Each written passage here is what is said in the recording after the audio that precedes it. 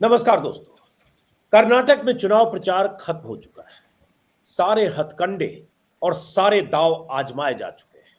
आरोप प्रत्यारोपों का सिलसिला थम चुका है और बीजेपी हो या कांग्रेस, दोनों की तरफ से जितने तीर चलाए जाने चाहिए थे, चलाए जा चुके हैं। प्रधानमंत्री मोदी की बड़ी बड़ी सभाएं, रोड शो और रैलियां हो चुकी हैं।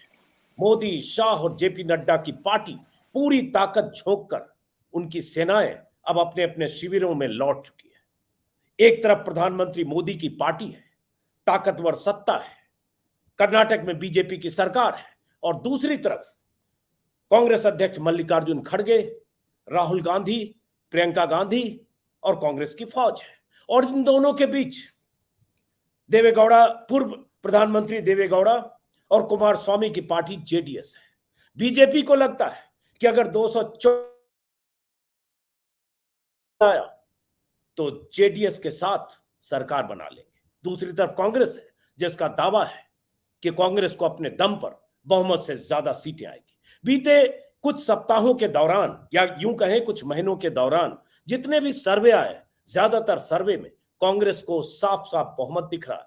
ज्यादातर सर्वे में कांग्रेस बीजेपी से बहुत आगे दिख रहे हैं।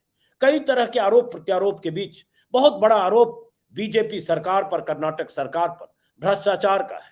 40% कमीशन वाली सरकार का है। और इन सब के बीच प्रधानमंत्री मोदी के वो भाषण, वो रैलियां, वो रोड शोज जो बीते एक सप्ताह के दौरान हुए हैं, जिसमें प्रधानमंत्री मोदी ने इमोशनल कार्ड भी खेला, सांप का भी जिक्र किया, गालियों की लिस्ट लेकर भी गए, बजरंग दल को बजरंग बली से भी जोड़ दिया। अमित शाह ने मुसलमानों का आरक्षण खत्म करके हिंदुत्व के एजेंडे को लागू करने की भी कोशिश की।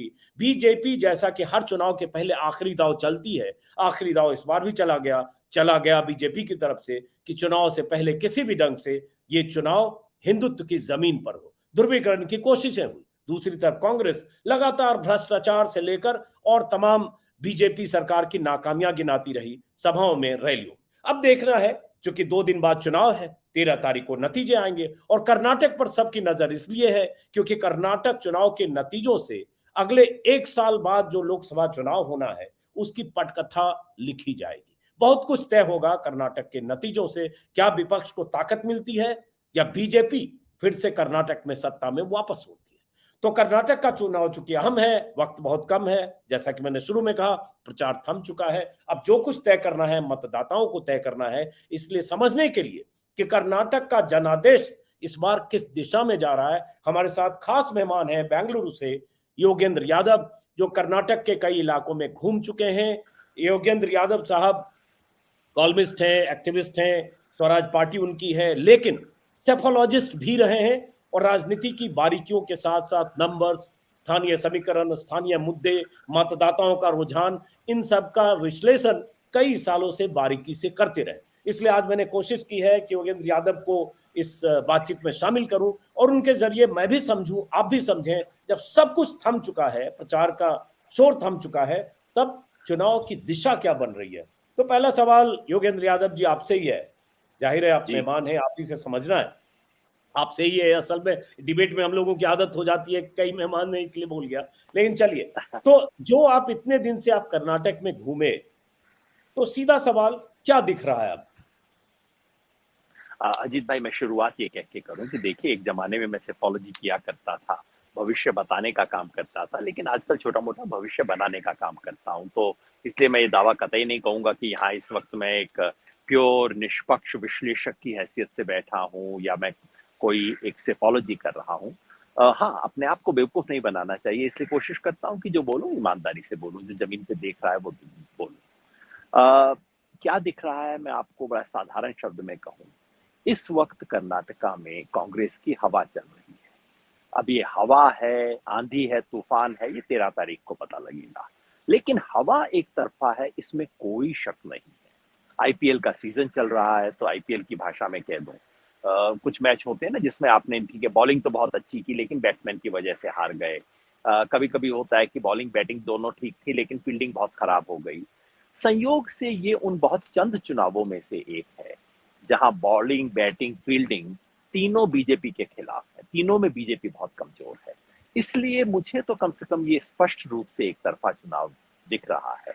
हालांकि बातचीत त्रिशंकु विधानसभा की चली रही है, चटपटी बात होती है, इसमें हम सबका बहुत मन लगता है। बात कहीं ना कहीं मोदी जी आखिरी दाव ये सब चीज चलती है, लेकिन हम भूल जाते हैं कि ऐसे दाव मोदी जी हर बार खेलते हैं, इसमें कोई नई चीज नहीं है। वो उन्होंने 2018 में भी किया था, और प्रधानमंत्री हर बार प्रधानमंत्री की गरिमा को छोड़ के कोई बहुत ही घटिया चीज करेंगे, ये अब बिल्कुल एक स्टैंडर्ड बातें हो गई हैं। तो ये अब ऐसी गुगली नहीं बची जो कि अचानक मैच का परिणाम बदल देगी। तो बाउंसर, गुगली, ये सब बिल्कुल स्टैंडर्ड चीजें हैं, चल रही हैं। मेरे विचार से इस वक्त कांग्रेस शुरू से ही बिल्कुल स्पष्ट रूप से आगे रही, और दो तीन बड़ी साधारण सी वजह है। चुनाव पे तीन चार चीजों का असर होता है। पहला ये कि अगर आपने सरकार चलाई तो भाई सरकार आपकी कैसी थी? सरकार भ्रष्ट और निकम्मी, इतनी निकम्मी कि बीजेपी का वोटर उसको डिफेंड करना नहीं चाहता। मैं तो बहुत वोटर्स से मिला, उनसे आप बम्बई सरकार के बारे में बात कीजिए, कहते सर सर छोड़िए ना, मोदी के बारे में बात कीजिए। बीजेपी का वोटर भी डिफेंड नहीं करना चाहता इस सरकार को। दूसरा, सरकार का, कांग्रेस पार्टी का एक सामाजिक समीकरण होता है। बीजेपी का बना बनाया ऐसा सामाजिक समीकरण है, थोड़ा सा कमजोर है कांग्रेस से, लेकिन है। इस बार वो भी हिला हुआ है लिंगायतों की वजह से।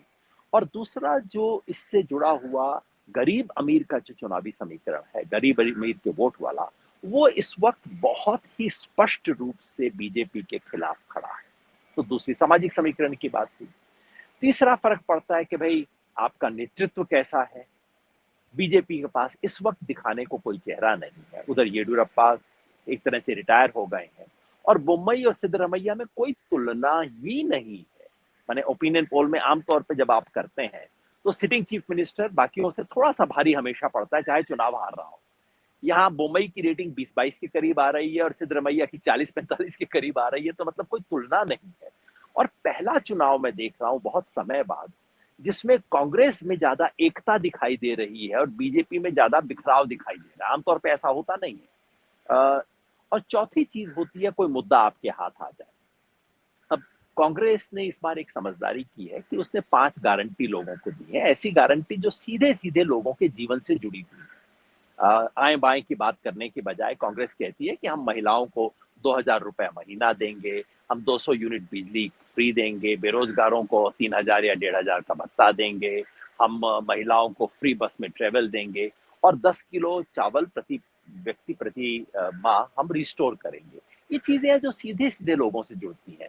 बीजेपी के पास कहने को कोई मुद्दा है नहीं, ना मैनिफेस्टो में उनके पास कहने को कोई बात थी। ले दे के अब यही है, बजरंग बली, अब केरला फाइल और ये वो। अब ये आप कोशिश करें कि एक आधा बाउंसर फेंक के आप 2020 का मैच जीत लेंगे, वैसा होता नहीं है। तो मेरे विचार से, बाकी देखिए 13 तारीख को पता लगेगा, मेरे ख्याल से इस वक्त स्पष्टतः ये कांग्रेस के पक्ष में झुका हुआ है। अब उसका सीटों में क्या अर्थ होता है ये हमें पता लगेगा, लेकिन मुझे कोई त्रिशंकु विधानसभा जैसी चीज दिखाई नहीं देती है। अच्छा, जैसे आपने कहा त्रिशंकु जैसी नहीं दिखाई देती है। हालांकि 2004 के बाद से जितने चुनाव हुए बीजेपी नंबर 1 पार्टी जरूर रही, लेकिन बहुमत बीजेपी को भी नहीं मिली, कांग्रेस को भी नहीं मिली। हर बार स्थिति ऐसी लटकी। पिछली बार का तमाशा हमने देखा कैसे आखिरी वक्त में जेडीएस को कांग्रेस ने सत्ता सौंपी, लेकिन वो 1 साल चली। अब आते हैं जो आपने कहा कि बीजेपी के पास मुद्दा नहीं है। बीजेपी पर, सरकार पर जो आरोप लग रहे हैं लगातार, उसको लेकर विज्ञापन में भी पोस्टर और सब कुछ 40% कमीशन वाली सरकार, वो सब तो हुआ। लेकिन अचानक, जैसे दिल्ली में मैं हूं, आप वहां कर्नाटक में, आप मुझसे 100 गुना ज्यादा वहां समझ रहे हैं, लेकिन अचानक जब चैनल पर देखने लगेंगे जो 6-7-8 दिनों से हो रहा है, जिस दिन मल्लिकार्जुन खड़गे का बयान आया सांप वाला, और जिसको प्रधानमंत्री मोदी ने, जो हम लोग एक्सपेक्ट कर रहे थे कि वो कैच करेंगे, और उसके बाद उन्होंने सांपों का जिक्र किया, फिर बजरंग बली का, फिर 91 गालियां दी गई, जैसे गालियों की लिस्ट को बना रहा हूं। तो ये सब जो लास्ट में करने की कोशिश की, जिसमें अमित शाह का वो मुस्लिम आरक्षण खत्म करने वाला भी है, ये सब क्या 10-12 दिनों में स्थितियां पहले की तुलना में थोड़ी बहुत बीजेपी के पक्ष में नहीं आई? जो 20 दिन 25 दिन पहले तक बहुत क्लियर लोग मान रहे थे कि बीजेपी बहुत पीछे, कांग्रेस बहुत आगे। टीवी स्टूडियो में तो जरूर बदली हैं चीजें, और वो होना ही था। जमीन पे बदली हो ऐसी रिपोर्ट मुझे नहीं है। देखिए, मैं कन्नड़ा भाषा बोलता नहीं हूँ, तो इसलिए ये नहीं हो सकता कि सड़क की बहुत बारीकी को मैं पकड़ सकूं। अंततः हमारे जो साथी यहाँ काम कर रहे हैं उन्हीं से पूछता हूँ। लेकिन वो सब भी पहले 1-2 दिन बहुत विचलित थे, खासतौर पे बजरंग बली वाली बात के बाद में। अरे सब टीवी में चारों तरफ ये आ रहा है इत्यादि।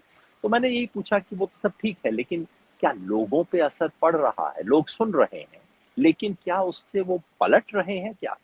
कई चुनाव होते हैं जो कि अंततः केवल कैंपेन और उसके मुद्दों के आधार पे डिसाइड हो जाते हैं। लेकिन अधिकांश चुनाव होते हैं जो कैंपेन के आधार पे डिसाइड नहीं होते, जो चुनाव शुरू होने से पहले डिसाइड हो चुके होते हैं। मेरा अब ऐसा समझ है कि ये उन चुनावों में से एक रहा है जो कि चुनाव शुरू होने से पहले ही मोटे तौर पे डिसाइड हो चुका है। अगर कोई बहुत बड़ी अनहोनी हो जाती तो अलग बात है। खड़गे जी ने जो सांप वाला बयान दिया वो उसमें बिल्कुल चूक हुई थी उनकी तरफ से, उसमें कोई संदेह नहीं। समझदार आदमी है, उन्होंने उसके बाद उसको वापस भी ले लिया। उसके अलावा कोई बहुत बड़ी चूक हुई हो मुझे ऐसा नहीं लगता। ये अब वो बजरंग दल बजरंग बली वाले वाले में भी लगता है योगेंद्र यादव जी की जो वीरप्पा मोइली का बयान देखा, मेरे ख्याल से सिद्धारमैया का भी, और लोग थोड़े डिफेंसिव हो गए। यहाँ के अखबारों से पता नहीं चल रहा था, कोई जिम्मेदारी लेने को तैयार नहीं था कि कैसे वो मैनिफेस्टो में वो बात आई। और बीजेपी ने 5 दिन देखे तो सिर्फ बजरंग बली किया। मोदी की रैलियों को मैंने सुना, जय बजरंग बली के नारे लगाने लगे। तो मैं उसको भी समझना चाह रहा हूँ। आमतौर पर लोग मानते हैं, हम लोग भी यहां से मानते हैं कि कर्नाटक में हिंदुत्व का वैसा पोलराइजेशन जैसे यूपी में बीजेपी करने में कामयाब होती है, वैसा कर्नाटक में नहीं है। कुछ इलाकों को छोड़ दें जिसको आरएसएस और बीजेपी की प्रयोगशाला मानी जाती है, 25-28 सीटों वाला इलाका, तो वहां इतना जोर लगाकर, मैं फिर से वही सवाल दोहरा रहा हूं लेकिन समझने की कोशिश, थोड़ा भी स्विंग, थोड़ा भी बदलाव नहीं हुआ या कोई असर नहीं हुआ, मान ले ठीक है आखिरी दाव जितना भी चला। जैसे मैंने कहा अजीत भाई, मेरे लिए कठिन होगा इतनी बारीक चीज का उत्तर देना, क्योंकि उस तरह की पकड़ समझ मेरी वहां कोने कोने की नहीं है। इसमें कोई शक नहीं, जो आपने कहा कि कर्नाटका का जो तटीय इलाका है और शिवमोगा तक जो आता है, जो इनकी एक तरह से प्रयोगशाला रही है घृणा की, उसमें हो सकता है जरूर जो पहले से बीजेपी के साथ है उसका उत्साह बढ़ गया होगा। जिसने बीजेपी को वोट देने का मन बनाया है उसको लगा होगा हाँ देखो इस आधार पे मैं करूंगा। लेकिन जब मैं घूमा कर्नाटका में, केवल मैं सर्वे की बात नहीं करता, मैं घूमा, बहुत लोगों से बात की, आम लोगों से बात की, अपने आप हिंदू मुसलमान का जिक्र कोई व्यक्ति नहीं करता। मुसलमान इसलिए नहीं करता कि वो चाहता है कि इस सवाल को दबाया जाए, और हिंदू के इस वक्त मन में नहीं है। उसको गैस सिलेंडर दिख रहा है, उसको बेरोजगारी दिख रही है, उसको किसानों खेती को जो नुकसान हुआ है वो दिख रहा है, वो मुद्दे हैं। इन्होंने इसे उठाया जरूर है। मुझे इस चीज पे हर बार हालांकि अफसोस होता है, अब तक आश्चर्य तो नहीं होना चाहिए, मगर देश का प्रधानमंत्री इस तरह की चीजें करे। बजरंग दल पे बैन लगाया, इसका मतलब बजरंग बली को आप गिरफ्तार कर रहे हैं। अरे वो अमृतपाल को 2-3 हफ्ता पहले गिरफ्तार किया था ना, उसके संगठन का नाम क्या था? पंजाब दे वारिस। इसका मतलब कोई अमृतसर में खड़ा होकर बोल दे पंजाब को गिरफ्तार कर लिया आपने। नहीं क्या नहीं, लोग एग्जाम्पल वाहियात देने लगे बातें थे। हैं। लोग एग्जाम्पल देने लगे थे, फिर तो बजरंग पूनिया यहाँ मोदी सरकार के खिलाफ धरने पर है और बाबू बजरंगी वहां गुजरात में दंगाई चेहरा है। तो इस तरह से बजरंग मतलब किसी में नाम होने से उसका आप बजरंग बली से जोड़ देंगे तो कोई मतलब नहीं है। वो तमाम जी कहानियां सामने बिल्कुल। आई जो बजरंग दल पर, लिंचिंग से लेकर हत्या कत्ल, कोई ऐसा गुनाह नहीं जो बजरंग दल के कार्यकर्ताओं पर चिपका नहीं है।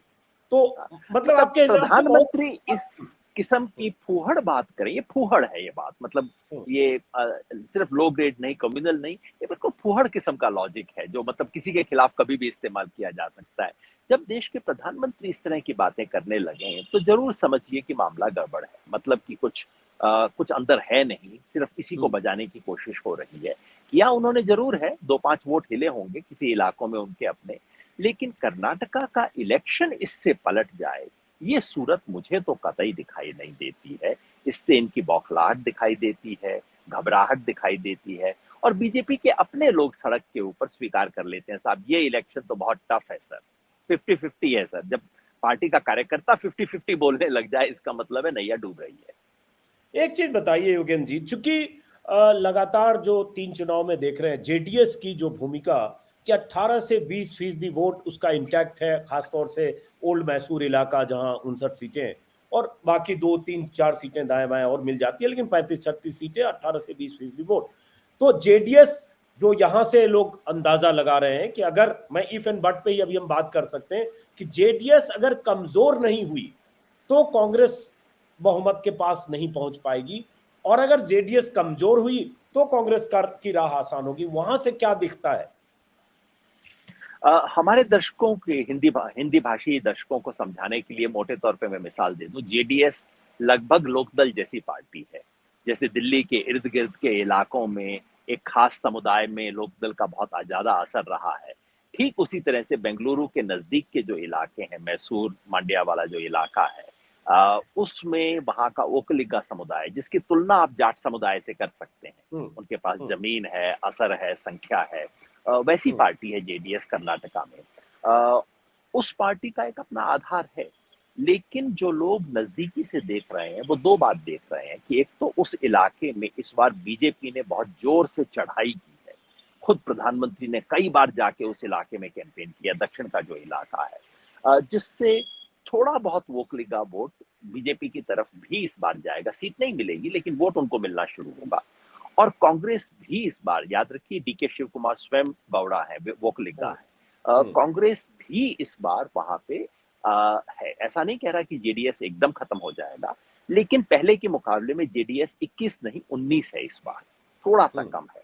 लेकिन कांग्रेस की जीत केवल जेडीएस के कमजोर होने पर निर्भर नहीं करती है अजीत भाई। मुख्य मैं इलाका, सबसे ज्यादा एक सीटें सेकंड, एक हैं सेकंड, उत्तर एक सेकंड, कर्नाटका एक में। सेकंड, जी एक सेकंड, सिलसिलेवार ढंग से आते हैं, चूंकि ओल्ड मैसूर की बात की, एक थ्योरी जो यहां से चल रही है, 59 सीटें ओल्ड मैसूर में है, जिसमें 29 सीटें जेडीएस के पास है, 8 बीजेपी, 20 कांग्रेस। एक जो आपने कहा कि वहां बीजेपी बेहतर कर सकती है पहले से, ये भी लोग कह रहे हैं कि अगर बीजेपी मजबूती से लड़ी, जो इस बार जेडीएस को भी ये लोग टारगेट कर रहे थे, ये अलग बात है चुनाव के बाद कुछ ऐसी स्थिति बनी तो बीजेपी किसी के साथ जा सकती है, जब कश्मीर में महबूबा मुफ्ती के साथ जा सकती है तो कुछ बचा नहीं। तो लोग कह रहे हैं अगर मजबूती से बीजेपी लड़ती है ओल्ड मैसूर में और जेडीएस की 29 में से सीटें कम हो जाती है तो वहां भी शायद कांग्रेस को फायदा होगा। ये भी थ्योरी है क्या? वही मैं दोनों बातें कह रहा हूं। हम्म। चूंकि बीजेपी मजबूत, बीजेपी इस इलाके में लगभग जीरो रही है। इस हम्म। इलाके की अधिकांश सीटों पे मुख्य लड़ाई कांग्रेस और जनता दल के बीच में रही बिल्कुल। है।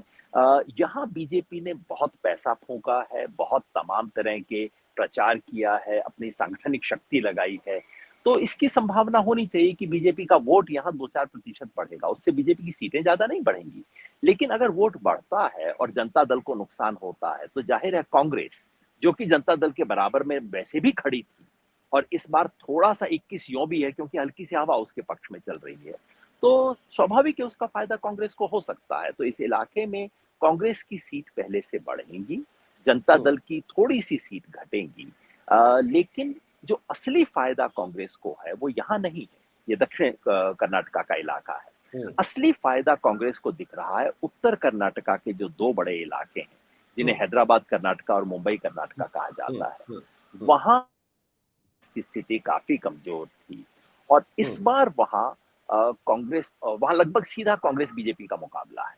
हम्म। और इस बार इन दोनों इलाकों में कांग्रेस बड़ी तेजी से आगे बढ़ती हुई दिखाई दे रही है, और वहां अगर बाजी पलटती है तो फिर बीजेपी के पास सर छुपाने को कोई जगह नहीं बचती, क्योंकि बचता है ले दे के वो तटीय इलाका, जहां हम्म। बीजेपी के पास है, बहुत छोटा सा इलाका है, बीजेपी अगर रिटेन भी कर लेती है तो उससे बहुत बदलाव नहीं होगा।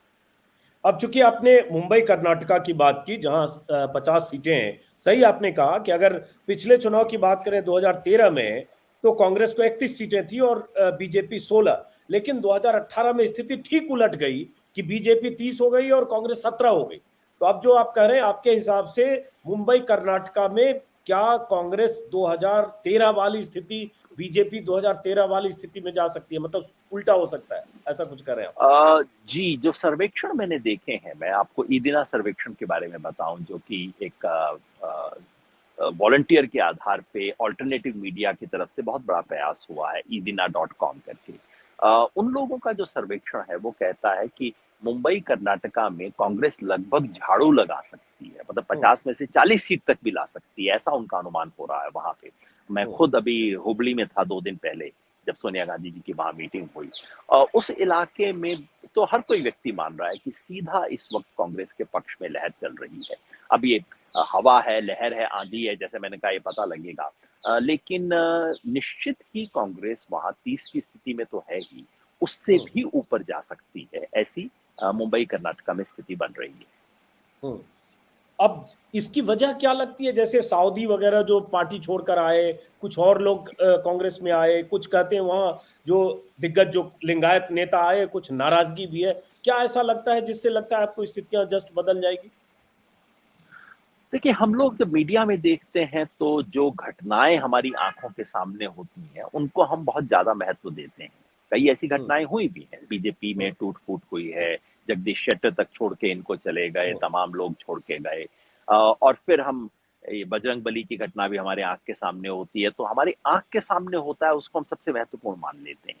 लेकिन चुनाव में बहुत कुछ होता है जो हमारी आंख के पीछे होता है, चोरी छुपे नहीं। ये जो हम्म, चुपचाप से घटनाएं होती है, जो हम्म, फिर मैं कहूँगा सबसे बुनियादी बात है, बीजेपी की बहुत खराब सरकार यहाँ रही। लोग तंग आ गए, गरीब लोग बेहद परेशान हो गए और उसके ऊपर से भ्रष्टाचार, तो मतलब लोगों ने कान पकड़ लिए कि बाबा इस बार तो मतलब जान छुड़ाओ। और याद रखिए, कर्नाटका वो प्रदेश है जिसने 1985 से अब तक किसी भी एक सरकार को दोबारा मौका नहीं दिया है। तो एक जी वैसे ही बिल्कुल। रुझान है कि चलो इसको जरा रोटी, अब इसको रोटी को पलटो। और इस 38 बार साल तो से ज्यादा है। ही लोग आजिज आए हुए हैं, लोग तंग आए हुए हैं। ये हम्म, सब चीजें चुनाव शुरू होने से पहले हो चुकी थी। तो हम्म, मतलब समझिए कि एक रोटी तो मतलब बन चुकी थी, अब उसके ऊपर चुपड़ना, ये वो छोटा मोटा काम वाम ये सब चल रहा है जिसपे हम बहुत ज्यादा तवज्जो दे रहे हैं। हम्म, हम्म, तो इसमें बीजेपी का नुकसान ये हुआ कि चूंकि बहुत ज्यादा लोग बीजेपी को छोड़ के गए। चुनाव से पहले जरूर होता है, लोग इधर उधर पार्टियां छोड़ते हैं, लेकिन अगर चुनाव बराबरी का होता है, कुछ लोग इधर से उधर गए, कुछ लोग उधर से इधर आए, ये सब चलता रहता है।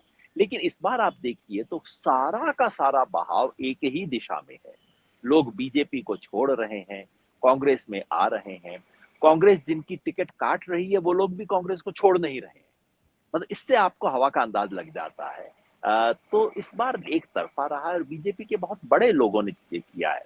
हो सकता है अजीत भाई, वैसे हमें इसको गौर करना चाहिए, दीर्घ काल में बीजेपी को इसका फायदा हो सकता है, क्योंकि एक तरह से बीजेपी ने कई तरह का जो पुराने लोग थे सबसे पिंड छुड़ा लिया इस बार कि चलो जाओ जो करना है कर लो। ये भी हो सकता है कि मोदी जी वगैरह को खबर मिल चुकी हो कि चुनाव तो हारना ही है। तो जब हारना ही है तो लगे हाथ जरा धुलाई सफाई का काम भी कुछ करें। कांटे को निकाल तो दो। तो हो सकता है बीजेपी को दीर्घ काल में कर्नाटका में इसका फायदा हो। लेकिन इस बार नुकसान जरूर हो रहा है क्योंकि इससे हौसले पस्त हैं और सब लोगों को लग रहा है कि भैया इस बार तो इनका मामला, इनका तो पलट गया मामला। तो ये हो रहा है। दीर्घ काल में ये भी संभव है कि सांप्रदायिकता का जो मुद्दा है वो कर्नाटका में दोबारा उभार ले सकता है। ऐसा नहीं है कि सांप्रदायिकता खत्म हो गई है। यही कर्नाटका है जहां से हिजाब का मामला हुआ, जहां अजान का हुआ, लव जिहाद का, लिंचिंग की तमाम चीजें हुई। वो कर्नाटका जो कि जब प्रसिद्ध था एक जमाने में अपने वीर शैवाई ट्रेडिशन के लिए, बसवन्ना के लिए, सुंदर भाषा के लिए, साहित्य के लिए, उस कर्नाटका में पिछले कई साल में बहुत कुछ गड़बड़ हुआ है। और ये तो नहीं हो सकता कि अचानक ही सब चीजें हवा में तिरोहित हो जाए। इस बार ये चीजें आगे नहीं है। जिसका मतलब है कि जो लोग नफरत की राजनीति के खिलाफ संघर्ष करना चाहते हैं, उन्हें एक लड़ने के लिए जमीन मिली है। अब उस जमीन का फायदा उठा के आगे इसका गहरा मुकाबला कर सकेंगे नहीं कर सकेंगे वो बाद में पता लगेगा। और केवल इस परिणाम से, अगर परिणाम वही आता है जो मैं आप बात कर रहे हैं, ये भी अभी से हम निष्कर्ष न निकाल लें कि 2024 में कर्नाटका में बीजेपी का ऐसे ही सफाया होगा, क्योंकि हमने देखा है कि अलग अलग राज्यों में लोकसभा अभी विधानसभा अभी चुनाव एक होता है, अभी लोकसभा में पिछली पलट बार, सकता है। जी पिछली बार ही विधानसभा में बहुमत तो नहीं आई, लेकिन 28 में से 25 सीटें तो जीती गई उसके बाद। जी, तो हर बार तो ये कर्नाटका सब में बात की वैसे ही बात होता है। थी। जी, जी, जी। तो फिलहाल जहां 10 तारीख के वोट की बात है, समीकरण स्पष्ट रूप से बीजेपी के खिलाफ है। बावजूद इसके कि बूथ मैनेजमेंट बीजेपी का अच्छा होगा ही होगा, बावजूद इसके कि चुनाव आयोग जहां थोड़ा-सा झुक सकेगा बीजेपी के पक्ष में ही झुकेगा। नहीं तो आप ही बताइए, कोई व्यक्ति, सुप्रीम कोर्ट का जजमेंट है कि धर्म के आधार पे आप कोई राजनीतिक अपील वोट के लिए करेंगे तो वो अपराध है।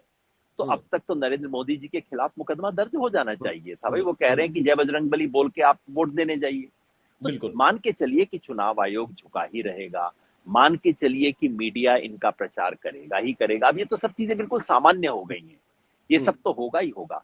इन सब एडवांटेजेस के बावजूद जो कांग्रेस को बुनियादी एडवांटेज है जो सरकार खराब होने का और सामाजिक समीकरण का, वो इस पे मुझे लगता है भारी पड़ेगा। या आप यूं कह लीजिए, अगर बीजेपी के पास ये एडवांटेज होता जो कि कांग्रेस को इस वक्त है, सरकार की नाकामी का और अपनी सामाजिक समीकरण ठीक होने का, तो बीजेपी 180 सीट ले आती यहाँ पे, है ना? तो कांग्रेस हम्म ये सब नहीं ले पाएगी क्योंकि कांग्रेस की एक स्ट्रक्चरल कमजोरियां रहती हैं।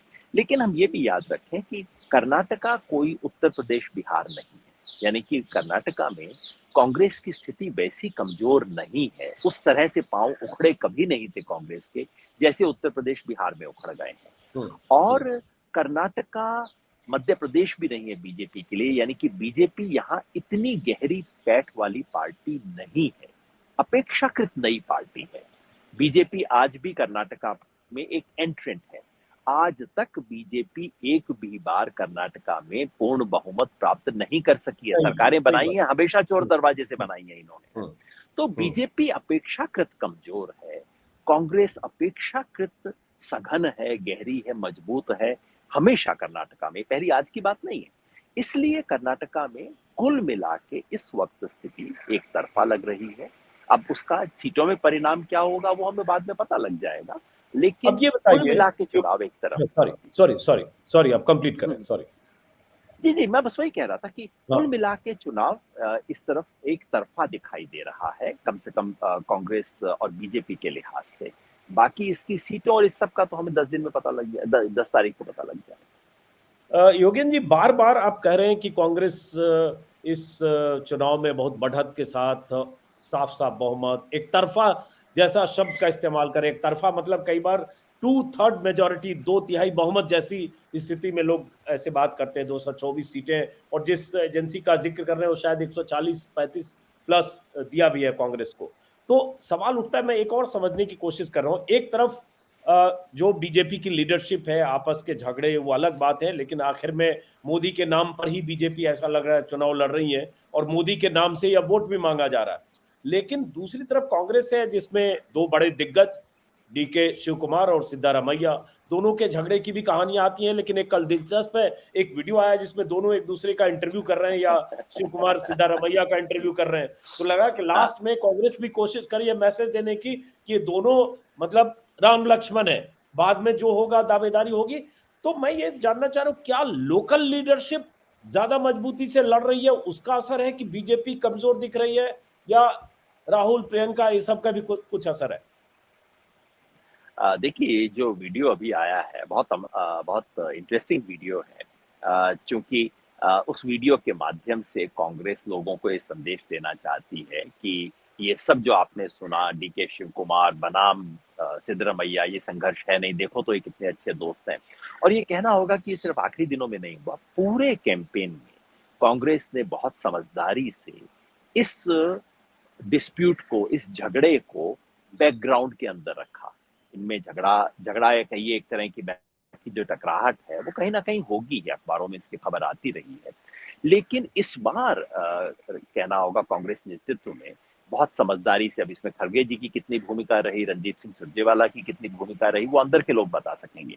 लेकिन एक तरफ बीजेपी में सर फुटोवल की खबरें आती रहती थी, और दूसरी तरफ कांग्रेस में पूरे कैंपेन में आपको कहीं एक बार भी सिद्धरमैया और डीके शिव कुमार में हल्की सी आवाज अलग अलग हो, भिन्नता हो, इसकी भी ध्वनि तक सुनाई नहीं दी। तो ये मतलब गहलोत पायलट वाला मामला नहीं है यहाँ पे बिल्कुल भी। इसने कांग्रेस ने, तो कांग्रेस के राष्ट्रीय नेतृत्व को भी इसमें दाद दी जानी चाहिए कि कम से कम उन्होंने इस बार, आम ये देखिए आमतौर पे क्या होता है, आपको खबरें मिलती हैं कि कांग्रेस में फूट और बीजेपी एक संकल्प, एक तरफ से डायरेक्टिव आ रहा है, पार्टी कर रही है। लेकिन इस बार बिल्कुल एक अलग छवि थी। इस बार बीजेपी बिखरी हुई दिखाई दे रही थी और कांग्रेस में एकता दिखाई दे रही थी।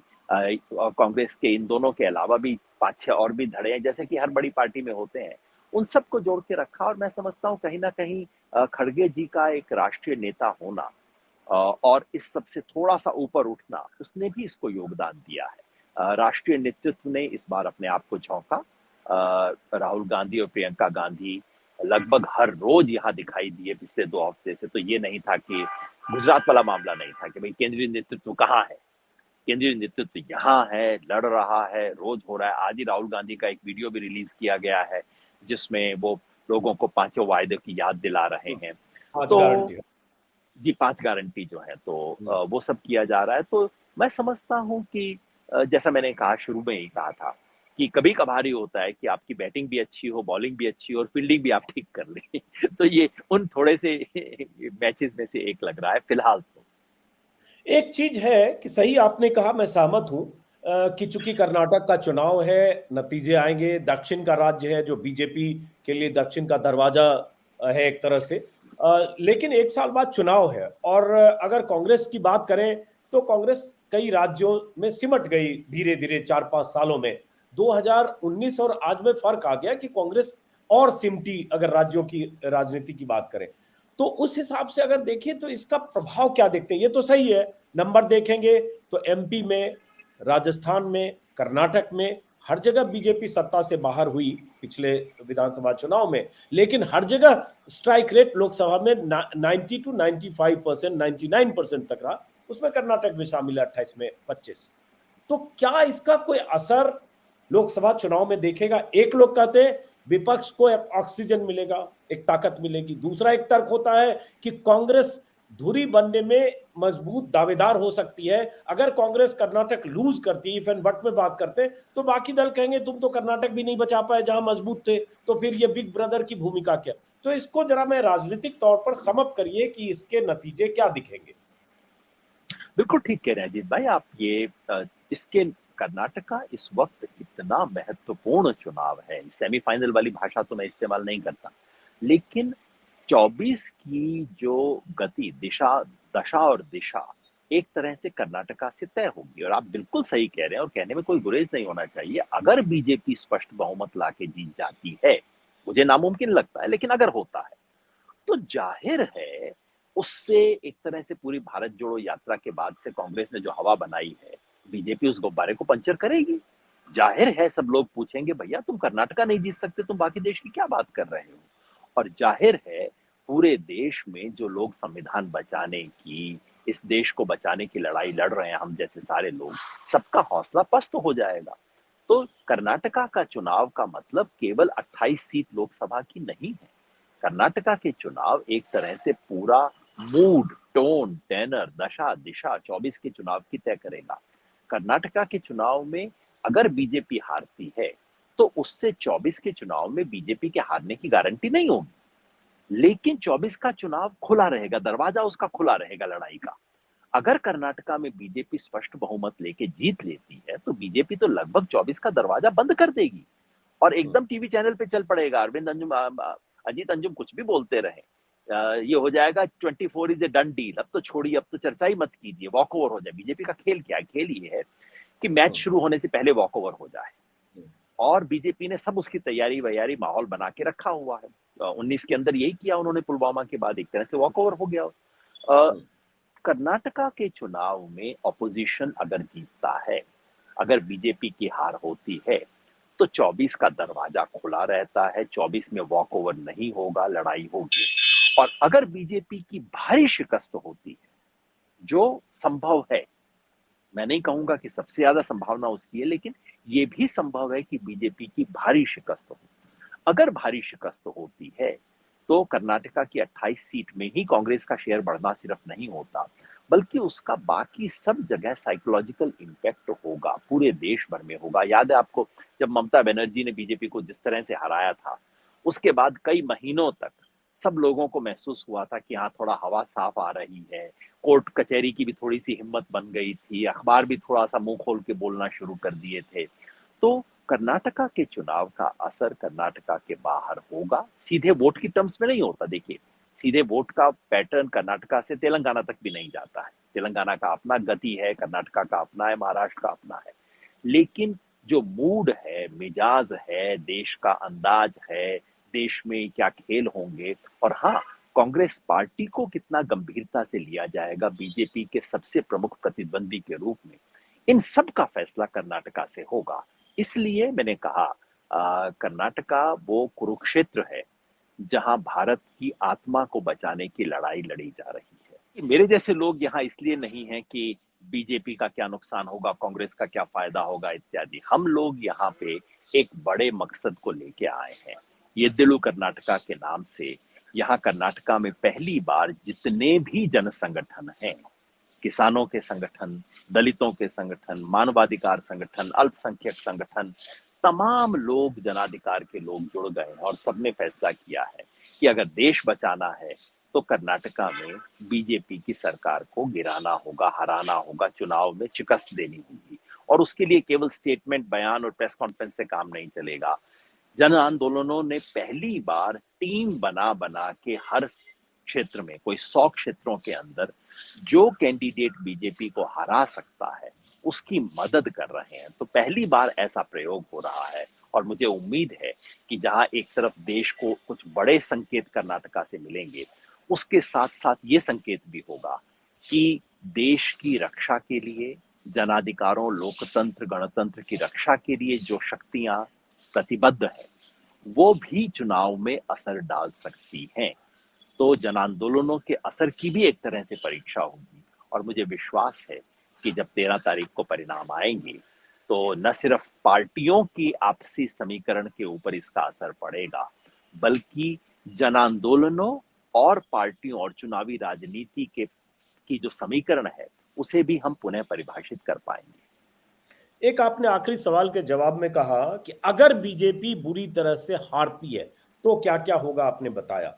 तो क्या आपको लगता है बुरी तरह हारने को कैसे डिफाइन करेंगे? 224 विधानसभा, 100 पार पिछली बार भी बीजेपी ने किया, बाद में जोड़ तोड़ करके 115-18 पहुंच गई, अलग बात है। लेकिन बुरी तरह हारने को कैसे डिफाइन करते हैं आप? देखिए, आकलनी सही प्रयास है?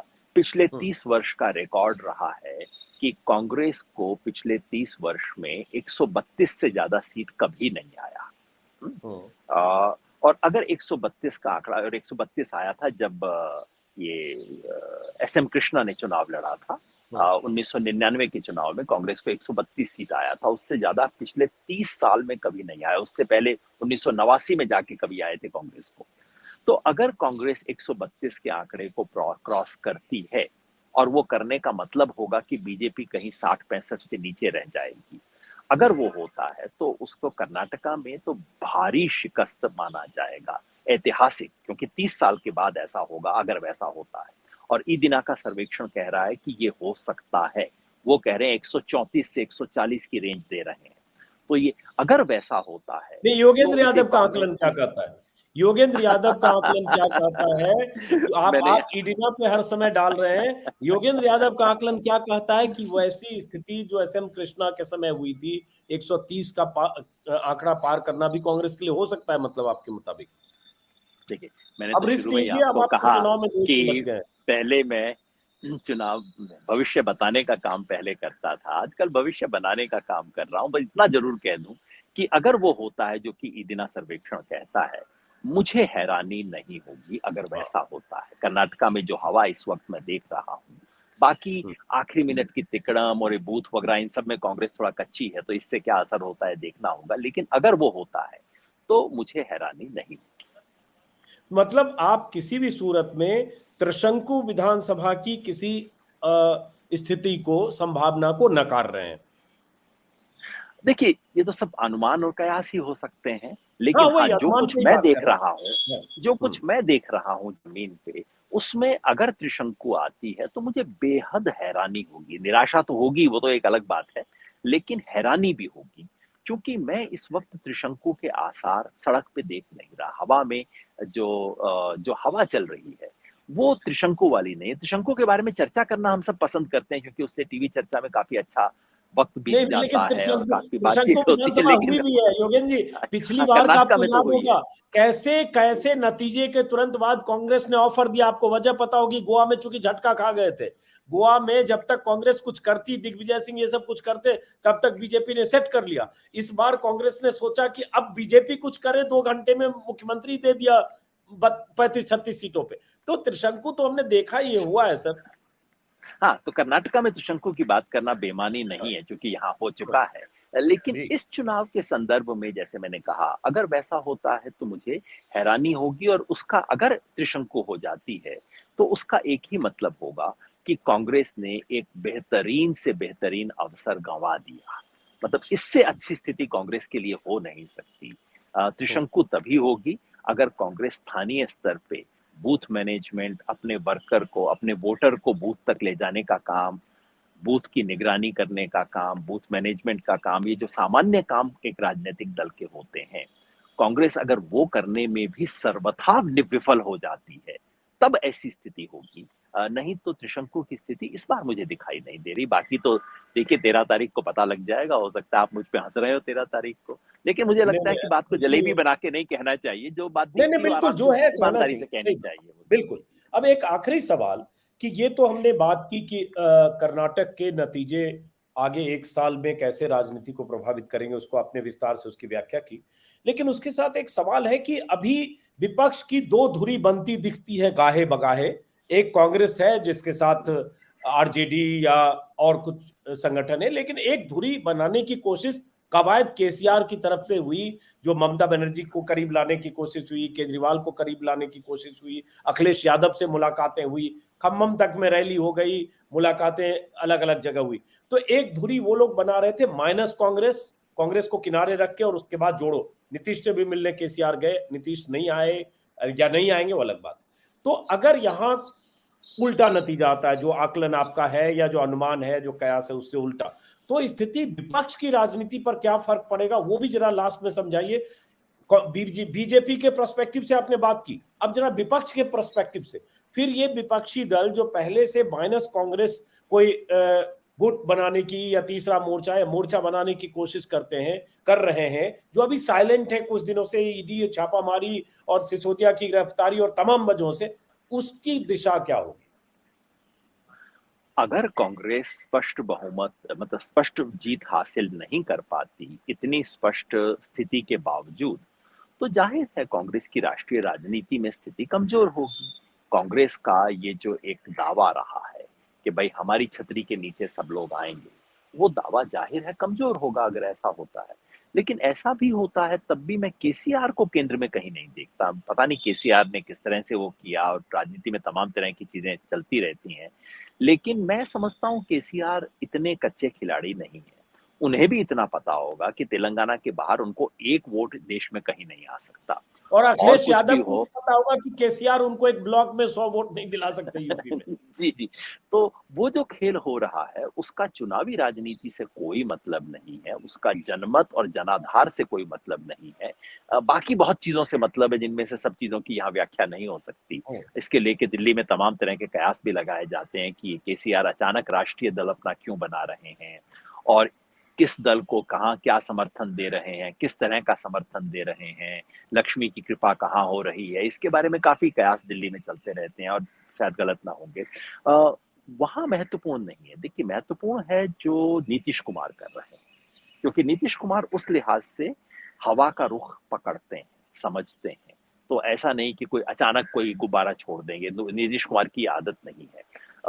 और वैसे भी मेरी अपनी मान्यता है अजीत भाई, पिछले कई हफ्तों से, महीनों से विपक्षी एकता इत्यादि के जो सब खेल चलते रहे हैं, चाहे वो पवार साहब की बातें हों, उनके इंटरव्यू हों, ये सब चलता रहता है, और अगले 6-8 महीने तक ये सब मनोरंजन चलता रहेगा। विपक्षी एकता का सबसे महत्वपूर्ण काम चुनाव के बाद होगा। चुनाव हम्म, से पहले सभी विपक्षी दलों का कोई महागठबंधन हो जाए और सब कहीं हाथ पकड़ के खड़े हों, ऐसा न तो होने की संभावना है, न ही बीजेपी को हराने के लिए उसकी जरूरत है, और ना ही ये वांछित है। वांछित इसलिए नहीं है कि मोदी जी को 91 के अंदर एक और चीज मिल जाएगी, हाय हाय ये सारे मेरे खिलाफ आके खड़े हुए हैं, हम्म, ये सब हो जाएगा। ये सब करने की कोई जरूरत नहीं है। जिस राज्य में जो बीजेपी का मुकाबला कर सकता है वो कायदे से मुकाबला करे, ये ज्यादा जरूरी है, बजाय कि सारे अब ममता बनर्जी और केसीआर एक मंच पे खड़े हो ना हो, इसका बंगाल और तेलंगाना के एक वोट पे असर नहीं पड़ने वाला है।